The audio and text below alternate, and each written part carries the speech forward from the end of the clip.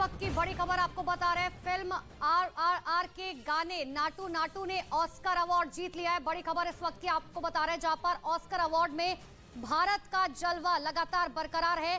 दूसरा अवार्ड भारत की झोली में, जहां पर RRR फिल्म RRR के गाने नाटू नाटू ने ऑस्कर अवार्ड जीत लिया है। नाटू नाटू गाने को बेस्ट ओरिजिनल सॉन्ग का अवार्ड मिला है। तो ऑस्कर में भारत का जलवा लगातार बरकरार है। भारत की झोली में दूसरा अवार्ड ऑस्कर अवार्ड, और फिल्म RRR के गाने नाटू नाटू को ये ऑस्कर अवार्ड मिला है, जिसे बेस्ट ओरिजिनल सॉन्ग का अवार्ड मिला है। दरअसल लॉस एंजलिस में ऑस्कर अवार्ड चल रहे हैं और इसी बीच शुरुआत में ही सबसे पहले शॉर्ट डॉक्यूमेंट्री फिल्म को अवार्ड मिला और उसके बाद अब फिल्म RRR के गाने को।